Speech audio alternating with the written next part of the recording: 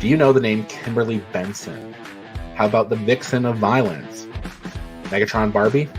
Well, if you don't know those names, then hopefully you do know the name Piper Niven. And if you do, then you're far ahead of the Monday Night Raw commentary team who could not tell us who she was. I'm Ryan Joy, and I run minutestobelltime.com, a website and database tracking pro wrestling from around the world. On today's show, we're talking about Piper Niven. Who is she? And why was her debut so lackluster? Travis Evans is in the house. We have headlines from the last 24 hours, and this is the Daily Wrestling News Show for June 15, 2021, where we sort through all the bullshit in wrestling news to find you the truth. Welcome to the show, Travis. Good morning. Good morning. Thanks for having me. It's great to be here on Saturday. Austin 615 says I just whooped your ass. Saturday? Mm-hmm. Okay. Well, the big news story of the last 24 hours is that Piper Niven made her debut on Monday Night Raw. She made her debut without a name. She is the muscle for Eva Marie, and now we just wonder what will they call her on WWE programming going forward.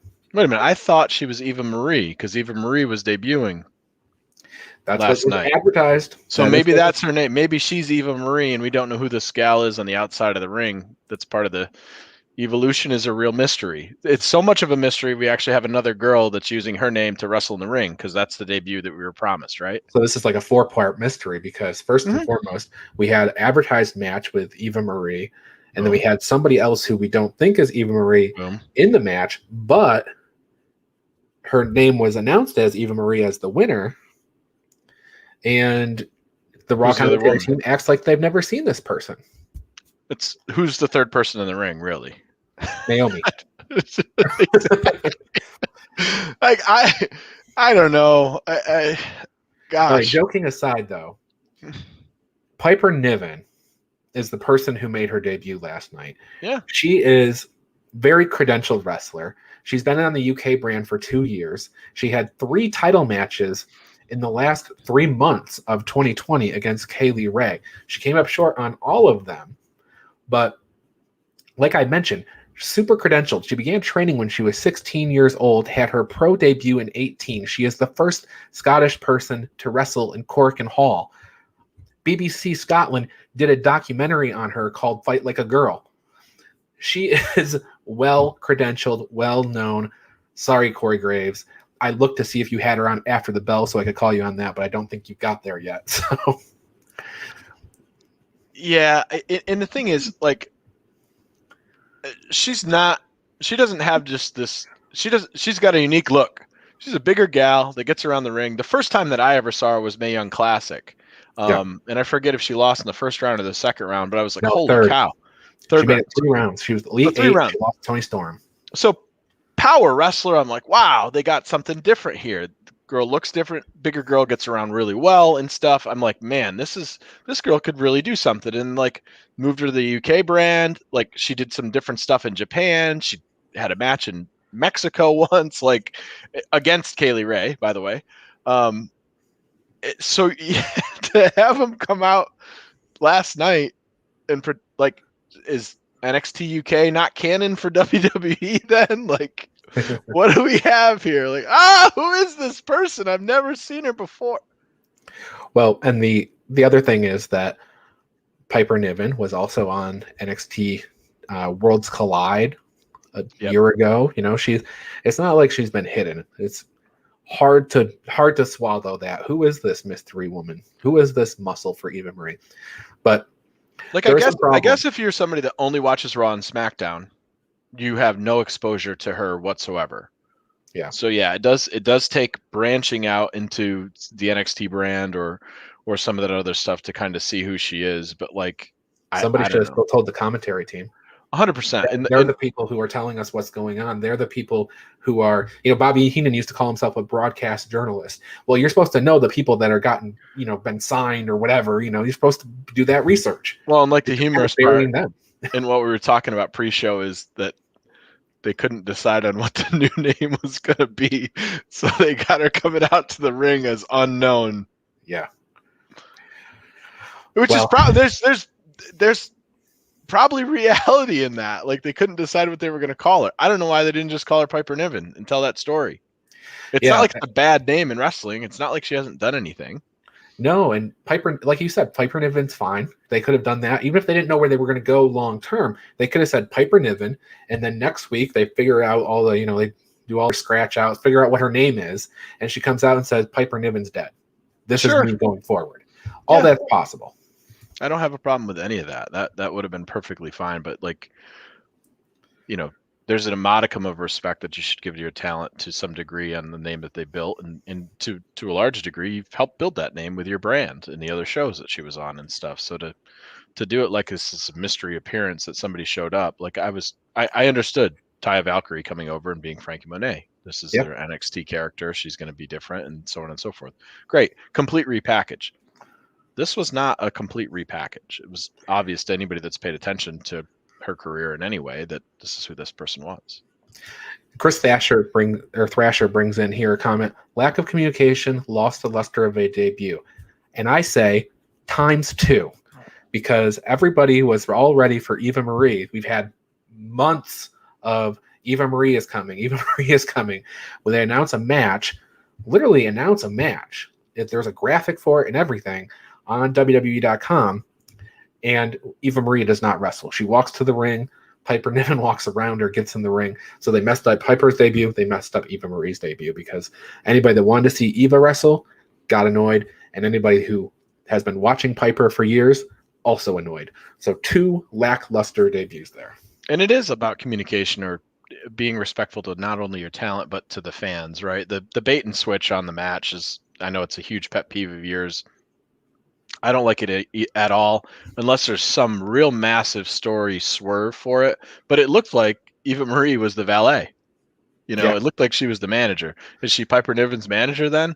Like, is the reason why they decided to do that because they're concerned about Eva Marie's in-ring work, which was what we were concerned about when the announcement was she was coming back? Like, obviously she's, in great shape and stuff like that, but is she going to go in the ring? And then the other thing too, that loosely kind of in the background, like I was thinking about as I was watching that segment, is okay, so we've got another batch of heels, right? So like I get it, Becky's going to come back at some time and she's going to be probably super face and stuff like that, but like another heel debut talent thing, I know it's easier to tell the heel story than it is to tell the face story and stuff like that, but okay, here we go. Like she squashes Naomi and they move on with that. Like I guess they didn't hit her with a chair or do anything like that, but she's certainly over as a face in the show. So, Well, it looks like to me, Eva Marie is going to be a heel and Piper Niven is going to be a face. It's going to be that kind of dynamic. That's what I'm seeing right now. But at the same time, there has been talk about Eva Marie and this debut, her coming out in a non-wrestling role. That has been out there, rumored for a long time. So this could be exactly what we're looking at.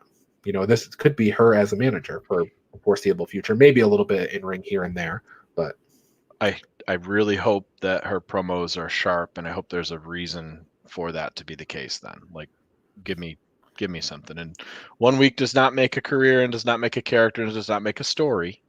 But I can't imagine that this is the best that writer's room came up for on how to handle this situation. Yeah, and Chris brings up another good point, that her debut her on Raw when the SmackDown roster is so thin.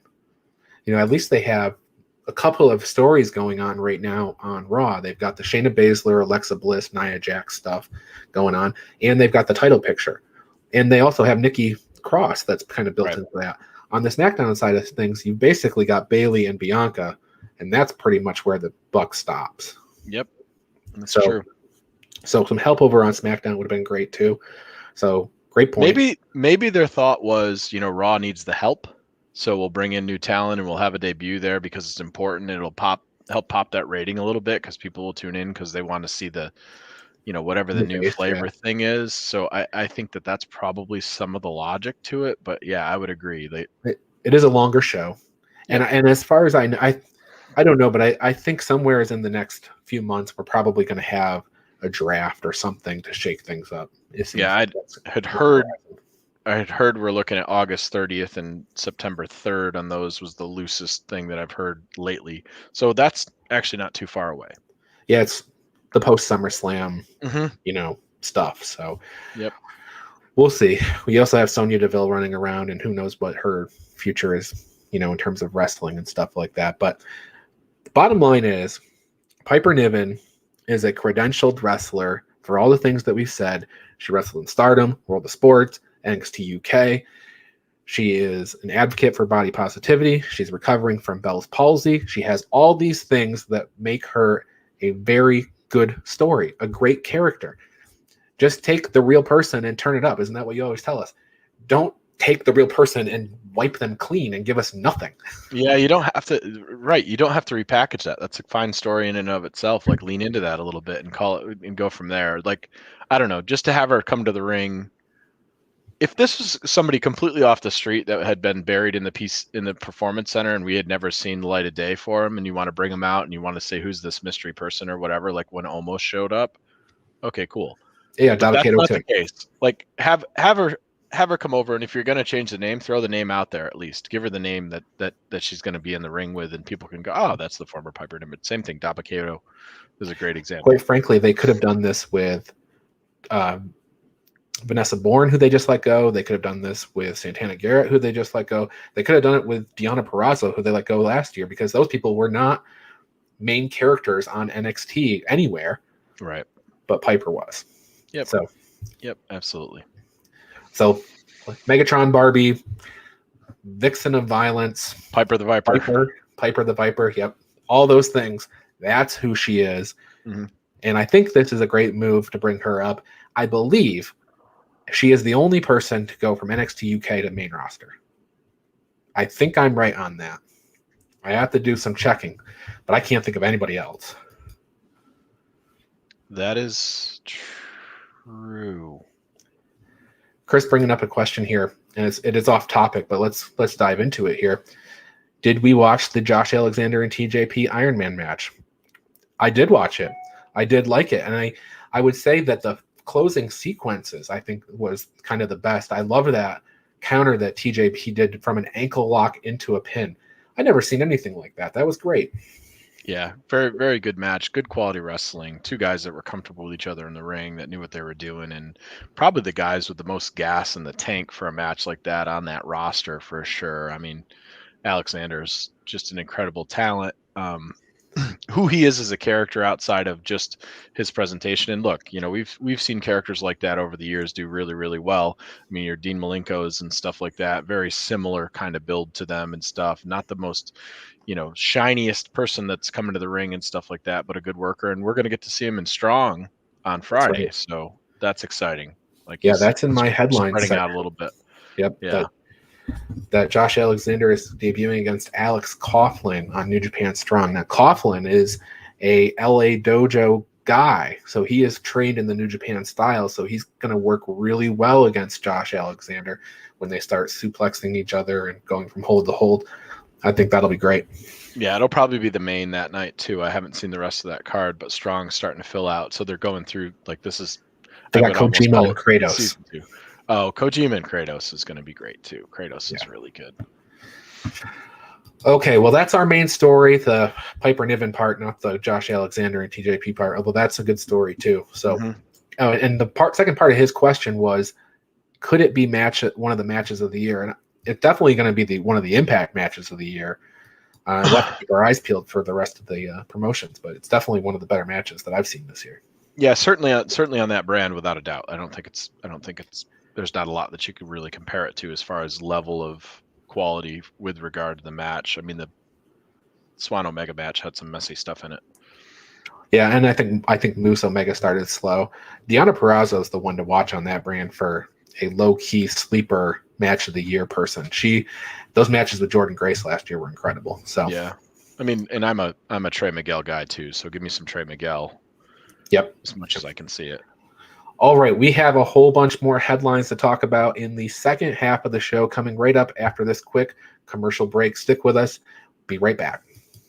If you love the Daily Wrestling News Show, then I want to tell you how you can support us. First, check out bodyslamclothes.com. You can get a variety of shirts for just $20, and all of them come in the super soft style, and the price you see includes all sizes and shipping. Get 10% off 2 or more shirts with the promo code SHIRTS10. Go to bodyslamclothes.com right now to check it out. And join Joey Jarzenka, Ian Schreier, and Rob DeLuca on Friday nights for the Primetime Rundown. They take you through the world of sports. The show kicks off at 6 p.m. on the Eastern Observer. And each Tuesday, Al Carl hosts the Essential Wrestling Podcast alongside John Smith, myself, John DeConnie, and Garen Mahaffey. It's another week of updates and highlights in the world of wrestling. Here are our analysis on who we think is going to win the week's matches. Coverage begins at 6 p.m. on the Eastern Observer. And Pro Wrestling Pick'em. It's a place where you can join or host a Pick'em League to test your predictive skills in the world of pro wrestling. Create an account and join a league now at ProWrestlingPick'em.com so you can play against your friends or play against the universe. And the Body Slam Brigade newsletter, currently going out to over 4,200 people each Friday. It consolidates all the top stories in professional wrestling into a quick-to-read email written by me for you for free. Sign up now at BodySlamBrigade.com. And of course, this show, the Daily Wrestling News Show. We're here every day, Monday through Thursday, and occasionally on Friday. You can listen to us on Apple Podcasts and Spotify, or watch us live on Facebook and YouTube at 10 a.m. This is the Daily Wrestling News Show, and we thank you for your support.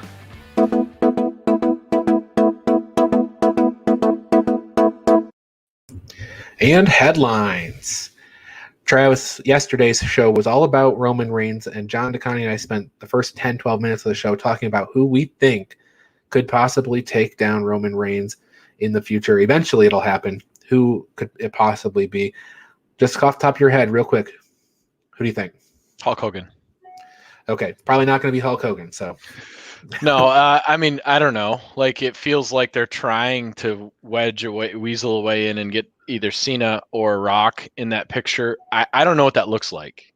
Yeah. I don't see any of them winning the title, dropping the title, and then I don't know how they get themselves out of this Roman Reigns thing with any, like, honestly, who do I think is going to take the belt from him? It's probably going to be Seth Rollins. That would be my thought. I think he's the only one in there that has a history and is credentialed enough to be able to carry that spot.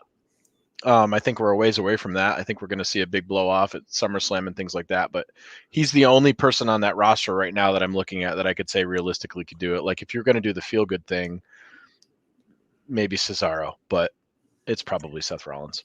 Well, I put that question out in the Body Slam Brigade Facebook group, and I had a lot of answers. Seth Rollins was among the answers. I think the big thing I'm looking for is they can make somebody with this. You know, Rollins is a made man. Cena's a made man. All those guys are made. They don't need that. When it comes time to beat Roman Reigns, and this is not now and it's not 6 months from now, it's going to be out there, they could make somebody. So whether it's Keith Lee or it's Cesaro after a year of solid booking. I mean, so the other name that I would throw out there too would be Big E. Right. Big E was the other name that's actually the primary name that John brought up. But you brought up Super Cena, and John Cena talked to Chris Van Vliet recently, and he said that it is not a matter of if he'll return, but a matter of when he'll return. Mm-hmm. And we have all the rumors about SummerSlam, and still nothing confirmed there. But the news here, I guess, is that John Cena says he will return. I'm not surprised. I don't think his run at Hollywood has had the same kind of impact that Dwayne Johnson has had, and it certainly hasn't had the kudos and, you know, the big blockbuster effect that Rock had. And I think part of the reason is The Rock has a better personality. He's more likable. John's a little robotic, you know, and you know, for as fun as his Mark Wahlberg stuff has been and the stuff he's doing in Suicide Squad and stuff like that, I just don't find him as compelling of an actor. And, you know, maybe it's some of the spots and stuff, but you earn those spots in Hollywood, and Hollywood's a grind. And I think he thought he was going to make that transition. It was going to be easy. And I don't think well, he talked about that in the interview, actually, with Chris Van Vliet. It's been 15 years ago, I think, this week, since he had his first movie, The Marine. And John said he took a whole bunch of bad roles early, and it really made him suffer in his acting career. And it's just now starting to turn around. So he'll make a return to WWE, but it's not going to be like a full-time run or anything. He'll make a spot here, a spot there type of thing. Well, he certainly doesn't need the money. No. Al brings up that all of the champions right now are big, nasty heels, all dominant, and the conversation can be had about anyone. I think there's some variety there, but yes, some of these guys are in the same category as Roman Reigns in terms of dominance. Some are not, though. So. I think the difference that I would do is I think the thing that separates them, those from each other is their ability to work different size opponents and their promos. Yeah. Yeah. All right. So I still have a bunch of headlines to get into, and we are running short on time. So let's get rolling. We have some WWE Performance Center news. We have names that are confirmed to have been spotted at the Performance Center. Of course, Samoa Joe, and we'll get to him in a second, but Salina de la Renta at the PC. Fightful reports that WWE has had interest in her for quite some time. So whether she'll be signed on as a manager or as a talent, or whether this was just an interview, we'll see what happens. But Salina de la Renta spotted at the PC. Okay. Samoa Joe confirmed NXT hire. So good for him. Great hire. Smart move by Hunter. Brilliant. Yeah, and apparently this happened immediately. As soon as the word came out that Samoa Joe was released, Hunter jumped on this to bring him back into the fold, into the NXT brand. So Samoa Joe is not a guy, if you're playing Risk as the board game, Samoa Joe is not the guy that you want to give to AEW because of his relationship with so many guys that could do some really great storytelling. And he's that generation past the WCW stars and the former WWE stars that you see them in there. He's the next generation. He's a really good pivot to CM Punk, and he's a great pivot to AJ Styles, whose contract is on the other side right now. So smart move by Hunter to hold, even if they're just going to hold him and make him happy and feed him ice cream. Brilliant. And make matches, yeah. Mm-hmm. Ring of Honor Best in the World. We add a third match to the card. We now have EC3 versus Flip Gordon that joins the Brody King and Jay Lethal match, along with the Josh Woods and Silas Young Last Man Standing match. So we have three matches. Love both of those guys. EC3 is an amazing talent. I wish he had a little bit more personality to him. And Flip Gordon is phenomenal. I don't know why Flip hasn't landed in anywhere else, because he's really, really, really good. He's just been an ROH guy for a long time, and not seeing him in Impact or AEW or even MLW is kind of odd. You get him floating over to New Japan once in a while, which is where Fred Rosser just signed his official deal. Yep. Good for him. Obviously he was on the, last weekend's NWA show, and he's kind of been around in some different spots. So it's good to see him. He's going to be part of the Strong brand, I assume. And who knows, he's somebody that they could throw into, maybe not a G1 or anything like that, but he could go over there and wrestle a couple of matches and stuff. So yeah, they have a lot of talent that they've signed or they have working Strong. And it will be interesting when the world opens up to see how much those talents go back and forth. Yeah. I mean, the thing that they don't have on Strong right now is they don't have the must-watch guy.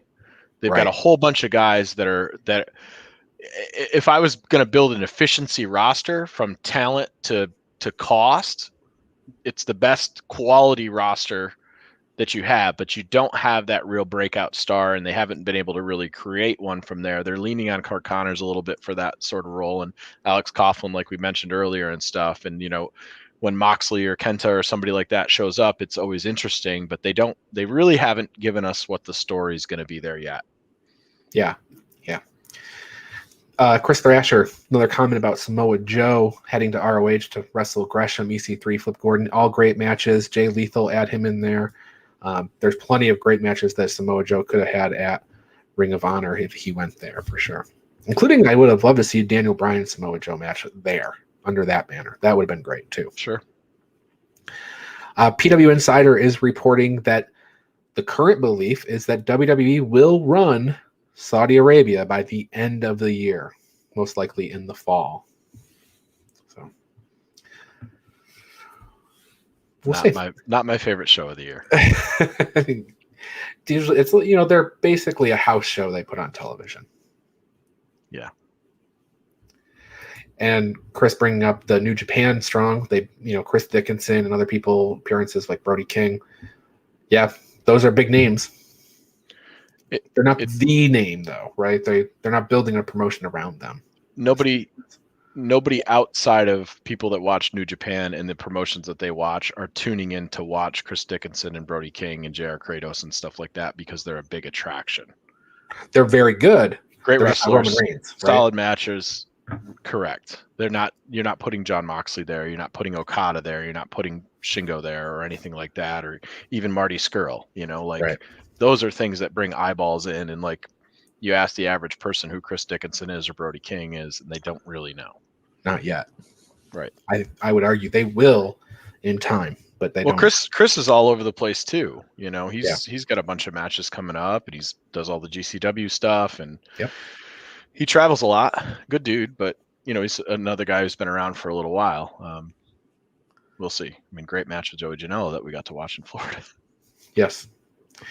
We have a fifth match added to Hell in the Cell this weekend. It is Alexa Bliss versus Shayna Baszler.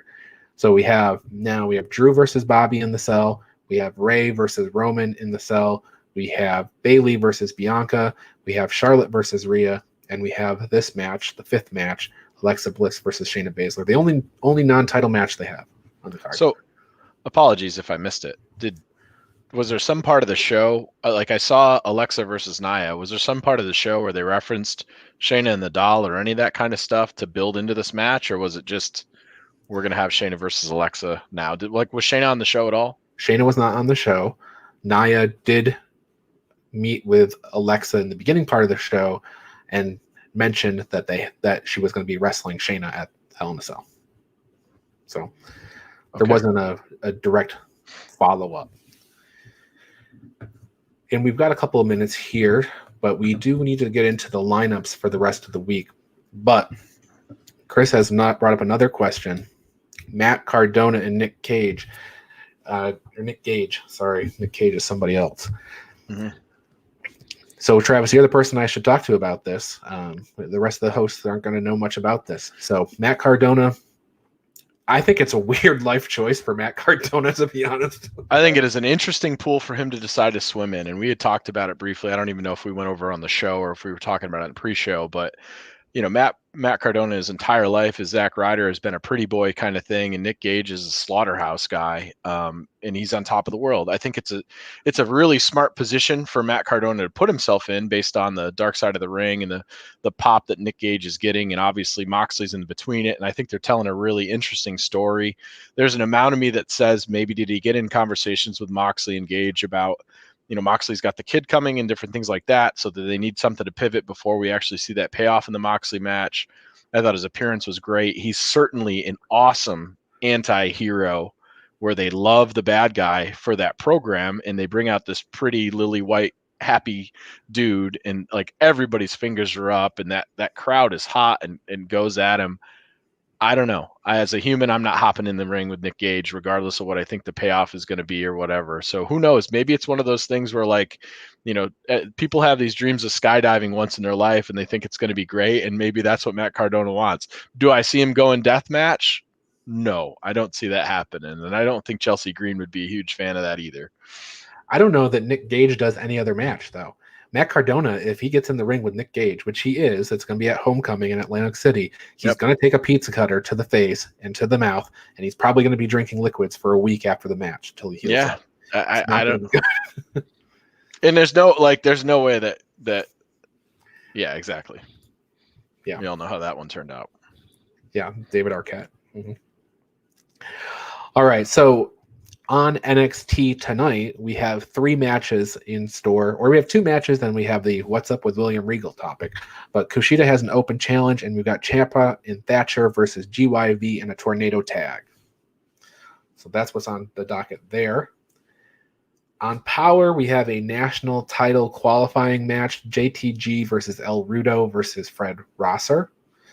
Murdoch is going to speak out about the atrocity that happened at the last pay-per-view. And then you have Melina versus Genocide versus Kenzie Page on the undercard there. So that's your Power lineup. And it's Wardlow week in AEW. He had a match on Elevation last night. He has a match on Dark tonight, and he's got a MMA cage match against Jake Hager on Friday. Prior to this week, Wardlow had 1 singles match this year. Yeah, and I don't know what they're going to do in this cage match because Wardlow's beaten Hager every time they've stepped in the ring together. So you're going to Hager can't lose this match, right? I don't think so. It's an MMA cage match. MMA is his thing, right? So you're going to give Wardlow these 2 wins on Dark and Dark 2.0, and have Hager lose in the cage after he's an MMA fighter. Like it's literally Hager's only brand. thing. Yeah, it's his Yes. brand. He can't lose. So I there's probably going to be some shenanigans. Like Yeah. maybe there's some pull, but not that AEW does not, unlike some other places, go to the DQ finish or the countout finish. That's not part of their repertoire. Like 40% of the matches last night. Yeah. Yes, 40%. We had 2 disqualifications, 2 countout, and then 6 pinfall submission on Raw last night. So Wardlow versus Hager. That's so Dynamite this week. We have the Wardlow versus Hager MMA cage match. We have Andrade sitting down with JR. Is this going to be the Mick Foley interview from the 90s with Andrade? Is this going to be the tell-all story? We're going to find out Andrade was also doing moonsaults off of houses and stuff. Could be. We have a 6-man tag: Penta, Kingston, Kazarian versus Matt Jackson and the Good Brothers, Orange Cassidy versus Cesar Bononi, Darby Allin versus Scorpio Sky and Ethan Page in a handicap match. And then we have the Cody Rhodes and Brock Anderson versus Aaron Solo and QT Marshall. So, yeah, it looks like a garbage Friday show. I can't wait until they get past these again and we're on to the real thing. Like I'm sure that's going to be fine wrestling. There's going to be some storytelling, but it is not. AEW Wednesdays is very different than AEW Fridays, and it's been bad. And I don't see a lot of bright in this, but I certainly would tune in and watch. I will watch. I will be one of the 470,000 people that have been watching recently. But yeah, AEW Friday is not working for me. No, not at all. It's late and it's not been exciting to watch. Yep. All right, Travis, anything else in the world of wrestling that we need to touch on before we get out of here? God, I felt like I had something, but I don't remember what it was. Well, El Caro wants to know if the headline puppy has a name. For people watching or listening to the audio feed, when I play the headline noise after the commercial, there's a little puppy that comes up on the screen. Oh, I saw that. Ryan's not a huge fan of dogs, so I was surprised that he picked that graphic. Well, it's headlines, and that dog has a newspaper. So I'm going to consult with my dog consultant, Frankie Monet, and I'll get back to you. Yeah, exactly. She'll come up with a really good name. I don't think there's anything like the New Japan stuff's been a little bit quiet. I guess we got 2 sort of matches this morning that went off and things like that, but nothing really exciting. I mean, Hell in a Cell, hopefully we get this thing fleshed out a little bit. I think it'll be at it already. 5-match card.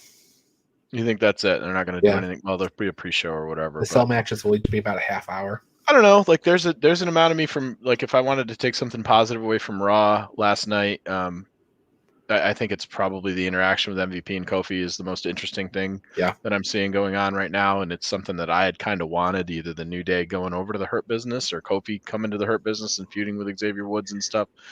I think if they do a slow build for that, I think that would be interesting. Let's get another person over. Sure looks like Xavier Woods is not invited. No, he didn't want. I enjoyed how the segment went, and MVP kept turning his back kind of more into him. Like the camera work was pretty good, so like they were pushing him into the side and stuff. Yeah, he wasn't. It was like, no, the adults are talking kind of thing, and, So that was done really well. So if I wanted to pull a positive out of Raw, I think that would be. And I mean, obviously, I'm enjoying Riddle Orton as well, but like they went in and crushed on the New Day again. So like I don't know where you go from there. And I don't know. The rest of it's kind of a mess for me. Quick pick. Drew McIntyre, Bobby Lashley. Bobby Lashley, because I think we're going to see Bobby Brock at SummerSlam. Drew go to SmackDown with the draft? I think so. Yeah. I think they need Drew McIntyre on Fox to get those numbers up. And I think you got to put him on Fox if you keep Roman there, which I'm assuming they will. There's a way to get the title off of Roman. And perhaps Kofi Kingston ends up being a holdover until they have another face guy to fight him. Yeah. Well, they could mix up that. They could mix up they could bring Kevin Owens back to Raw. And there's a couple of other people from that roster that they could bring over there to kind of reinvigorate it a little bit and stuff. But yeah, I could see Drew definitely going to SmackDown. He needs to be in front of the Fox viewers, and he's not. Yep. All right. That's our show for today. For Travis, I am Ryan, and we will see you tomorrow.